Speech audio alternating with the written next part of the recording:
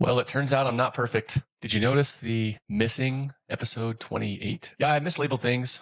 So episode 29 is actually episode 28. And this is going to be episode 29. We'll call it 29B. How's that? Hope you enjoy it. Welcome to the Inspiro Podcast, a podcast exploring personal growth, leadership, strategy, communication, and fulfillment. We are your hosts, Jason Luchtefeld and Bill Woodburn. I'm here as a dentist, transitioning into a career to help facilitate individuals and their organizations towards a more fulfilling future. Hi there, I'm Bill Woodburn, and I'm a licensed professional counselor and licensed marriage and family therapist in Austin, Texas.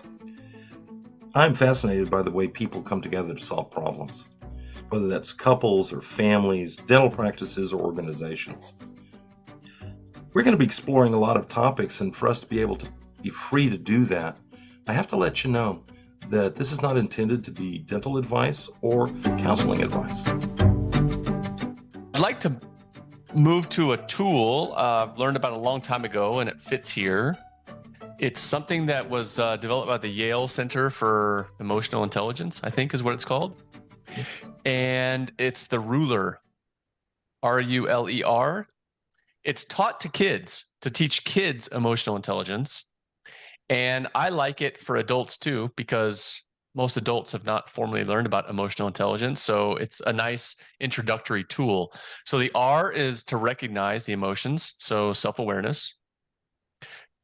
U is understanding the causes and consequences of the emotions. You've already talked about that today once. You've also talked about the L, labeling the emotions.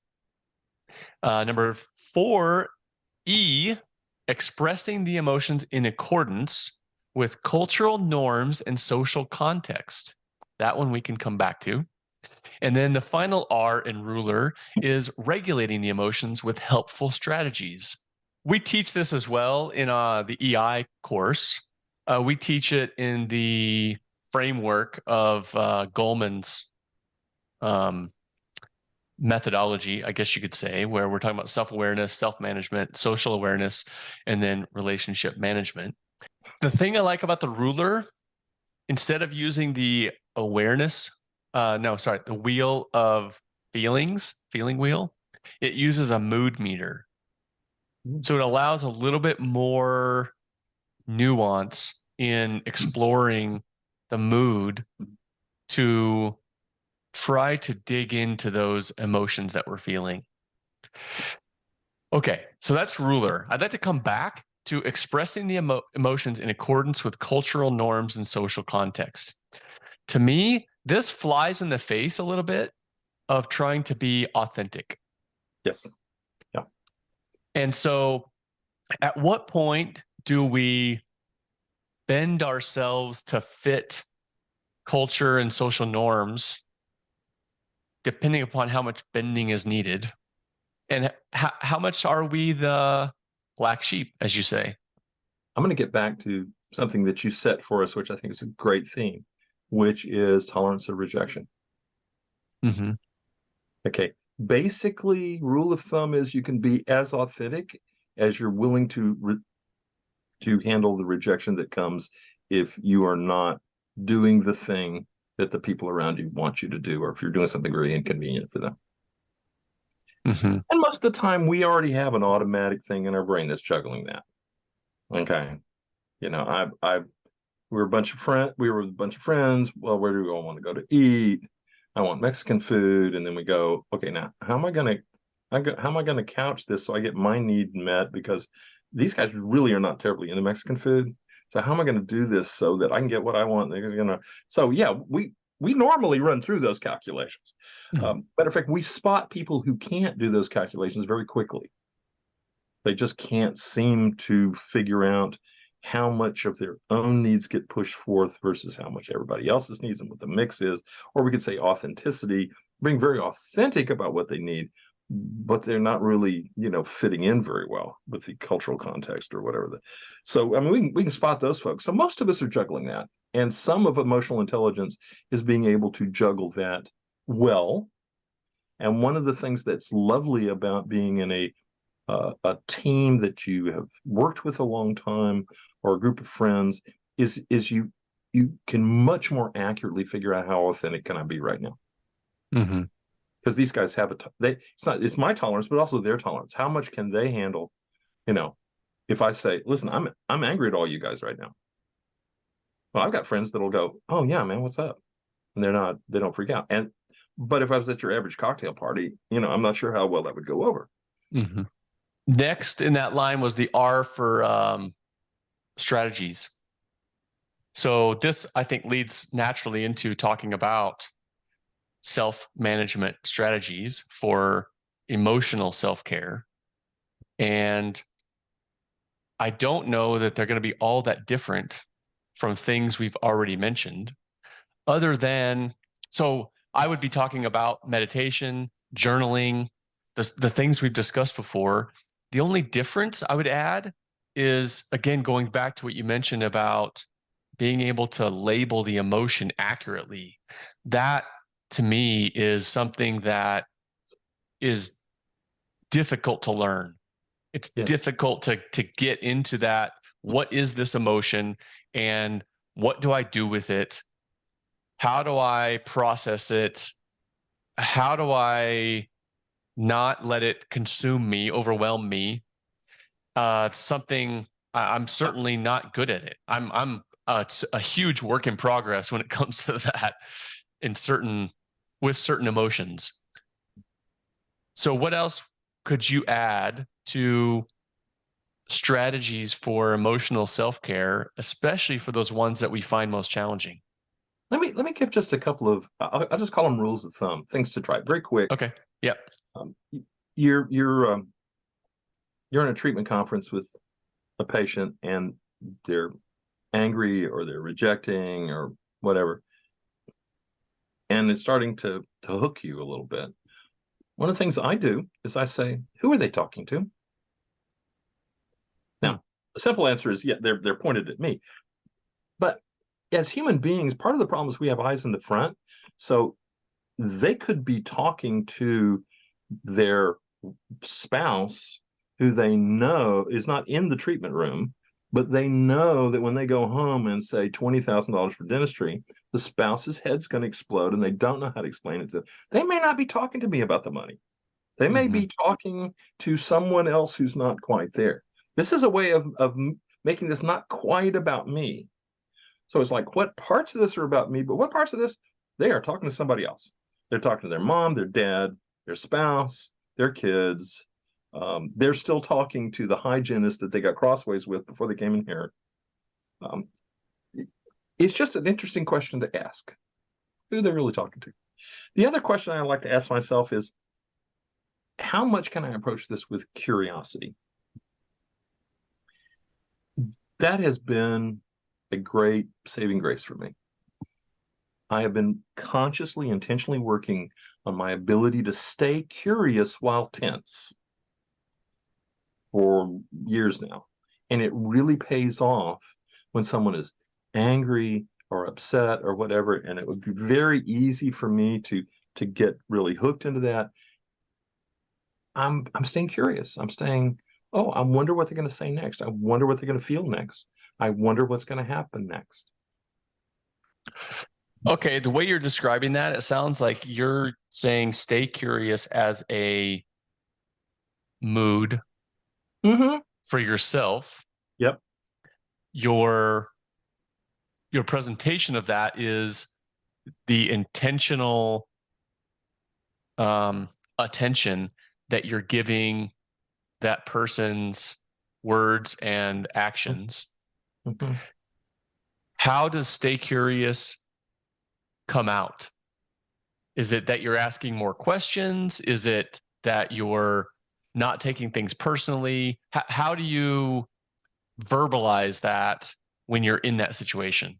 I could have all sorts of answers, but really what happens is, if I can stay curious internally, and I'll just say, find that curious place inside me, because I'm actually kind of a curious person. That's part of why I went into a profession rather than just, working at Walmart. I'm curious about things. I'm curious about why people do what they do. I'm curious about people's behaviors. I'm curious about people's feelings.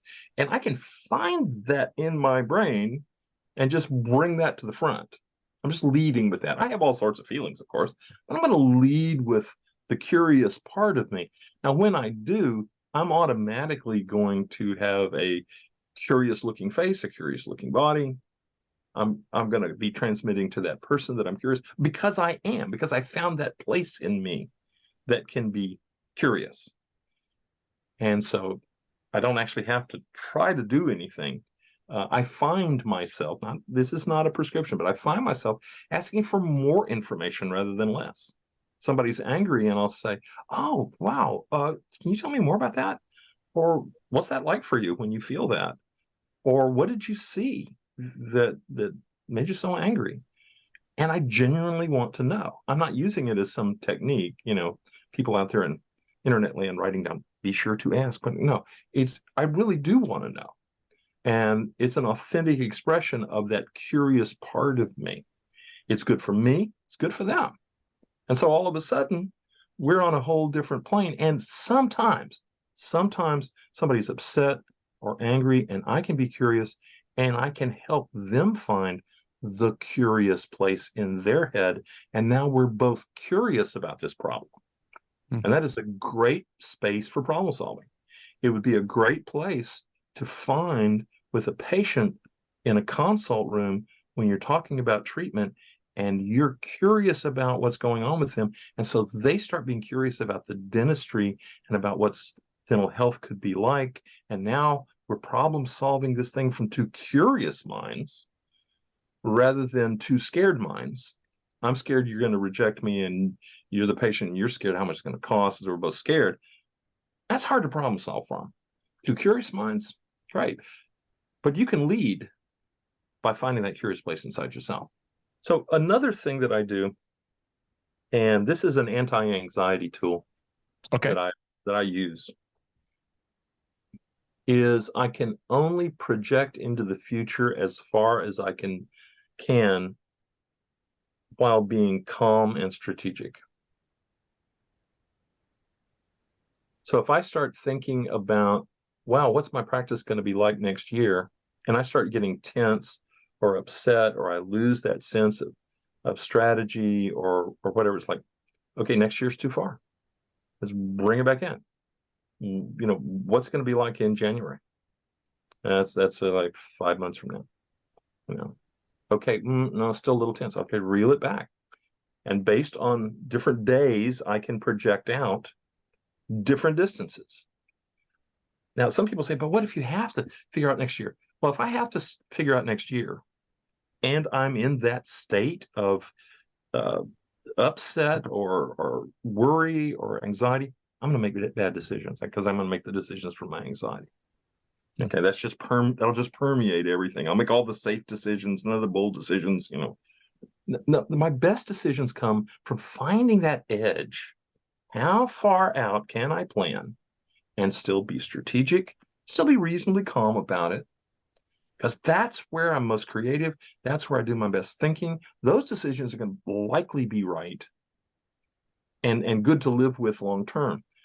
And so there's some things I can project way in advance because they don't bother me. And some things it's like, no, I'll just have to, I'm not going to think about next week. I'll just finish up this week and we'll think about next week.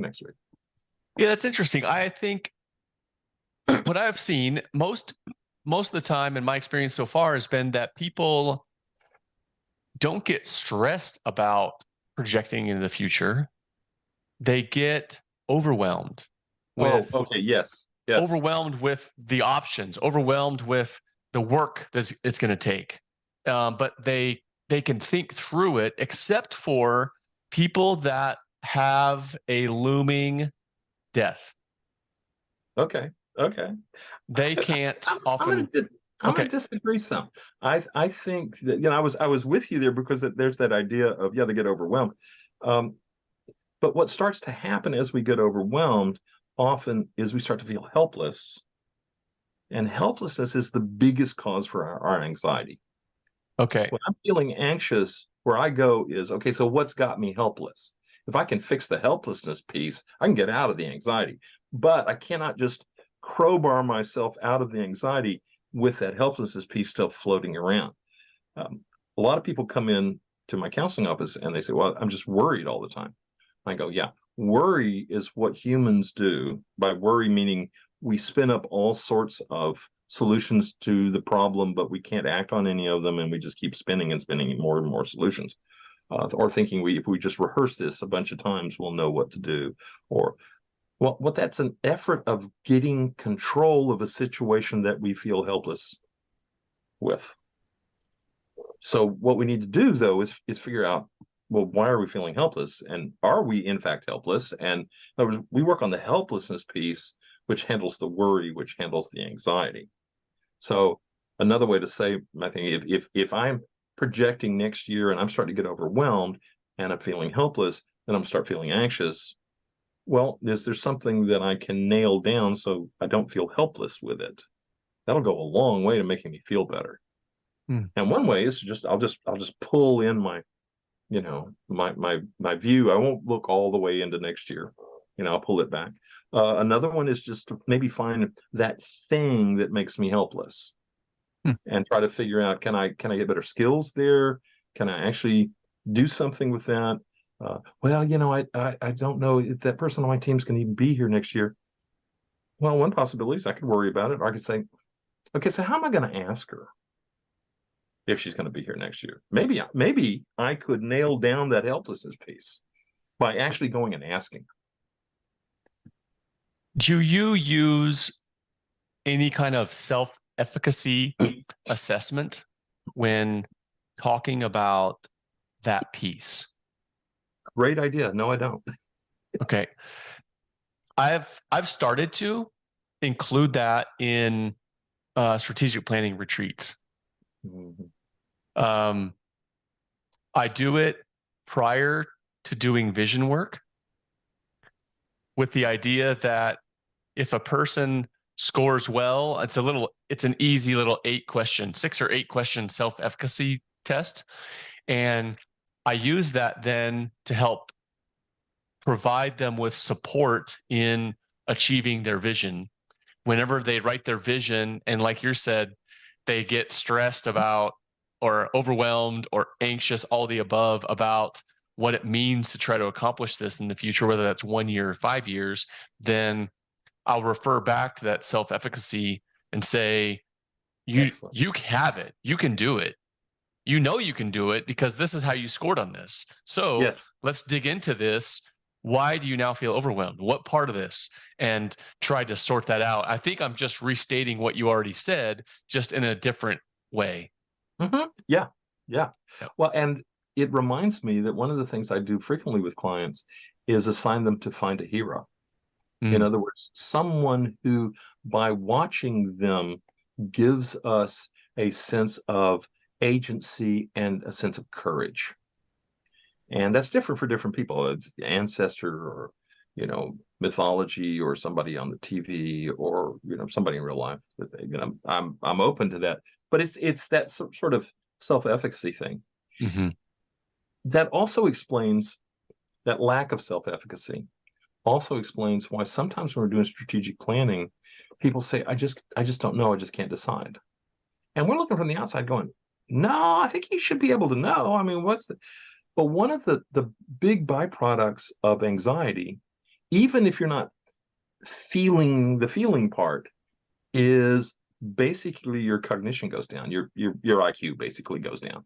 Yeah. You are much less aware. You're moving thoughts through the molasses of your brain much slower than you were. And so it does feel like all of a sudden you don't know what you want. You don't know what's going to happen. But often it's like, yeah, but 30 minutes ago when we were talking around lunch, you knew a lot of stuff that you don't know now. I think you're anxious, and I think that anxiety is about helplessness, and that helplessness, thank you for the piece, is because we have moved out to the point where you don't feel like you have any efficacy. And I've blundered because I've gone out past your efficacy and ask you a bunch of questions about stuff, and of course you're not going to know because the anxiety is going to creep in, and now we got the cycle going again. Yeah. That I think ties in well with a tool that I've been using now with some success with teams. It comes from the Liberating Structures book, which is a book of exercises for team building. This one is called WINFY, WINFY. That stands for What I Need from You. So we do this in small groups or in teams of offices, and we have them write out. If I were talking to you, I would say, Bill, I need open communication from you in order for me to be successful in our podcast. And then here's the interesting thing about the exercise. You get to say yes, no, or whatever. Actually, there's a fourth one. I will try. So your answer is based on partly your willingness and ability to do what I'm asking. It's also related to the clarity of my request. Yes. So if I can very clearly express my needs and where you fit into those, then you're able to accurately answer yes or no, or I will try. If I'm not clear, you get to say whatever. Now, when you go through that in a group, the first time, you get to see anybody that says whatever, the person says, oh, I wasn't clear enough.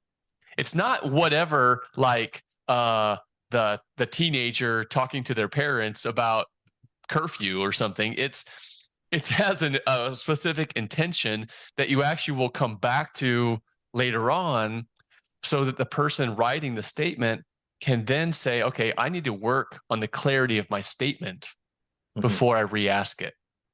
So it's been a really important exercise in getting people to express their needs more clearly. And sometimes those are emotional needs. That's why I bring it up here. And what that brings up for me, as part of why I'm sitting here laughing, such a good idea. I have sat in dental offices, consulting, and watched a doctor ask these beautifully articulated diagnostic questions of a patient that were just like so clear and penetrating, and then I'm with them in a team meeting, and I turn and say, "What do you want?" And it's gobbledygook. It's like, oh my gosh, if you could be as clear with these guys as you were next to the chair, an hour ago, they would know exactly what you need. But somehow you're just not very good at being clear around that. And this is where we get to this thing I've been preaching a lot, but I'm going to bring it in again. It is the skill of what if you just state needs as facts. They are not judgments against them. They're not judgments against me. This isn't, oh, something's wrong with you guys because you didn't give me what my needs are, or I shouldn't need this, but I'm going to have to. No, what if it's just a fact? I am hungry right now. Just a fact. You guys don't have to do anything. I don't have to feel bad about it.